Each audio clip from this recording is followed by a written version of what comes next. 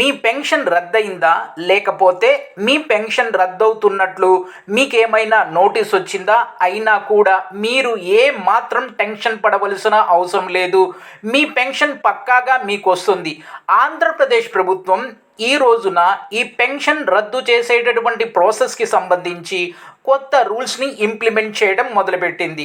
ఈ కొత్త రూల్స్ని ఇంప్లిమెంట్ చేయడం వల్ల ఎవరైతే పెన్షన్స్ రద్దవుతున్నాయో వాళ్ళు తిరిగి పెన్షన్ పొందేటటువంటి అవకాశం ఉంది.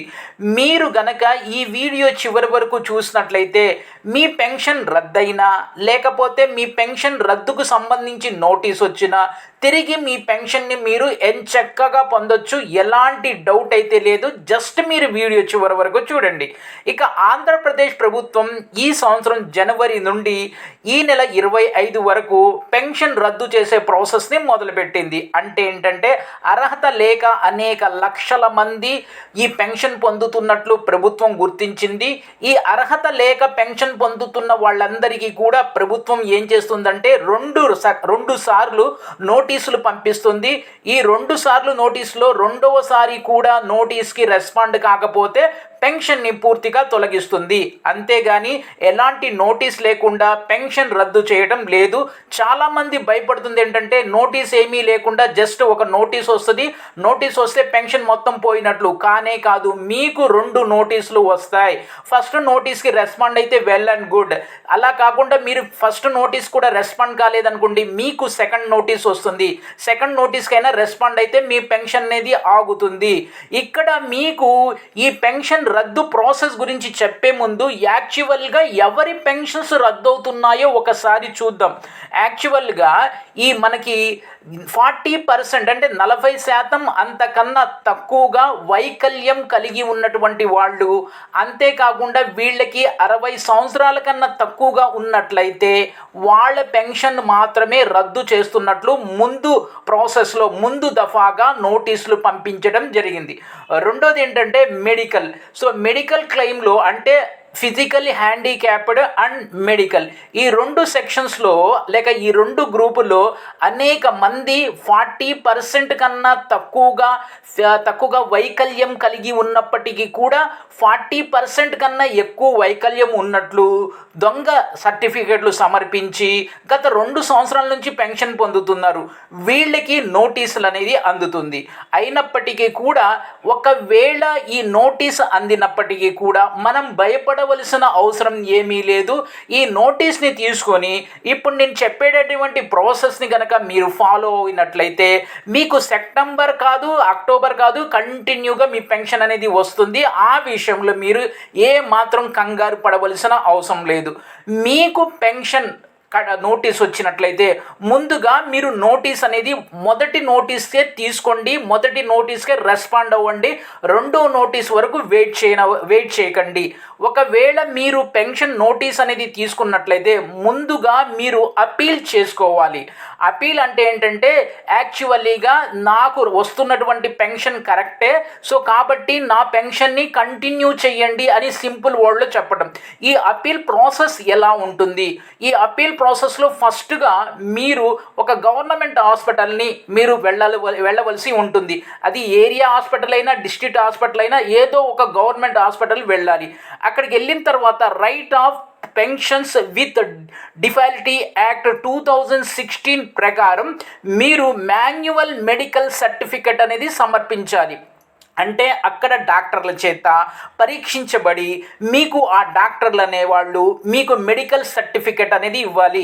అంటే దాని అర్థం ఏంటంటే మన భాషలో సో మీకు వైకల్యం అనేది 40% కన్నా ఎక్కువగా ఉంది అని ఆ మెడికల్ డాక్టర్ అంటే హాస్పిటల్ డాక్టర్ ఒక సర్టిఫై అనేది ఇవ్వాలి.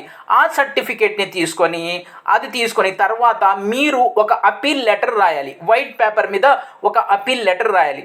ఆ తర్వాత మీకు ఆల్రెడీ ఏదైతే ఈ వైకల్యానికి సంబంధించి మిగిలినటువంటి ఏదైనా మెడికల్ సర్టిఫికెట్లు ఉంటే అవి, దాంతోపాటుగా మీ ఆధార్ కార్డ్, దాంతోపాటుగా మీ రేషన్ కార్డు, అంతేకాకుండా మీ 2 ఫొటోస్, దాంతోపాటుగా మీ బ్యాంక్ పాస్బుక్, ఇలాంటి డాక్యుమెంట్స్ అన్నీ కూడా అంటే బేసికల్లీగా ఇప్పుడు నేను చెప్పిన డాక్యుమెంట్స్ అన్నీ కూడా ఒక సెట్ రెడీ చేసి పెట్టుకొని మీరు మండల్ పరిషత్ డెవలప్మెంట్ ఆఫీస్ ఆఫీసర్, దాన్ని ఎంపీడీఓ ఆఫీస్ అంటాం. లేకపోతే మీరు టౌన్స్ అండ్ సిటీస్లో ఉంటున్నట్లయితే మున్సిపల్ కమిషనర్ ఆఫీస్కి వెళ్ళాలి.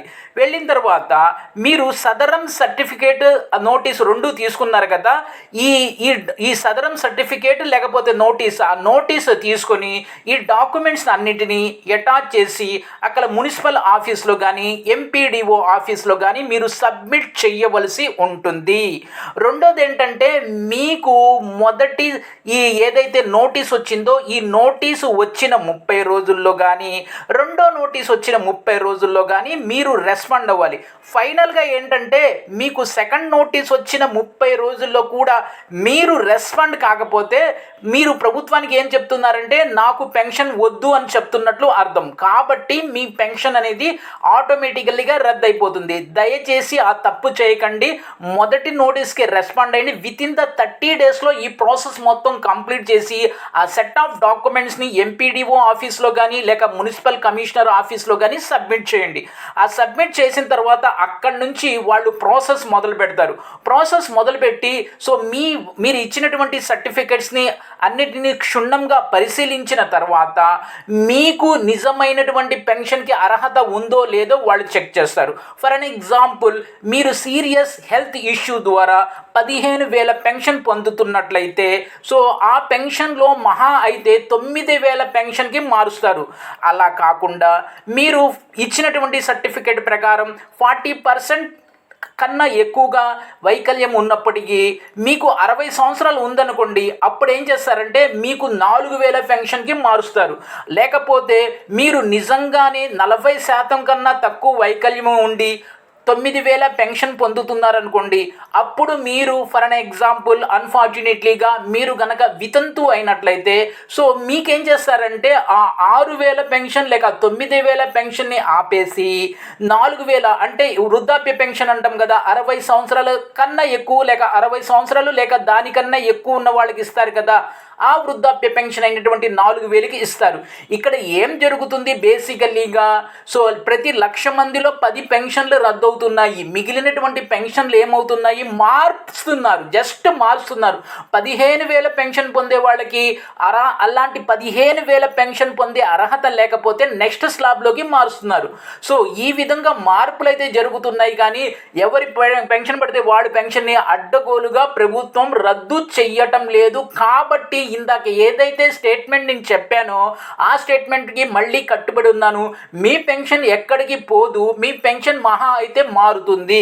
కానీ మీరు గుర్తుపెట్టుకోవాల్సిన అవసరం ఏంటంటే, మీరు నోటీస్కి జాగ్రత్తగా అర్థం చేసుకొని నోటీస్కి రెస్పాండ్ అయ్యి ఇందాక నేను చెప్పిన మాన్యువల్ ప్రాసెస్లో కనుక మీరు అప్పీల్ చేసినట్లయితే ఖచ్చితంగా మీ పెన్షన్ అనేది మళ్ళీ మీకు వస్తుంది. అయితే ఒక పాయింట్, అది వరకు మీరు 9,000 తీసుకుంటే ఇప్పుడు 6,000 రావచ్చు. ఒకవేళ 6,000 పెన్షన్ తీసుకుంటుంటే మీకు 4,000 పెన్షన్ అనేది రావచ్చు. కానీ పెన్షన్ రాకపోవటం అనేది లేదు. ఈ విషయాన్ని అర్థం చేసుకోండి. మీరు అనవసరంగా టెన్షన్ పడకండి, వరీ పడకండి.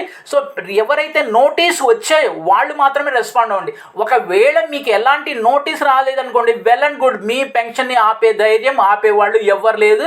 యాజ్ యూజువల్గా ఆగస్టులో తీసుకున్నారు, సెప్టెంబర్లో కూడా తీసుకుంటారు. ఇన్షాల్లా భవిష్యత్తులో కూడా ఇదే విధంగా మీరు పెన్షన్లు తీసుకుంటారు. ఇది వీడియో. ఈ వీడియో మీద మీ అభిప్రాయాన్ని, మీ డౌట్ని కామెంట్ రూపంలో అడగండి. ప్రతి కామెంట్కి రెస్పాండ్ ఇవ్వడం జరుగుతుంది. Thank you.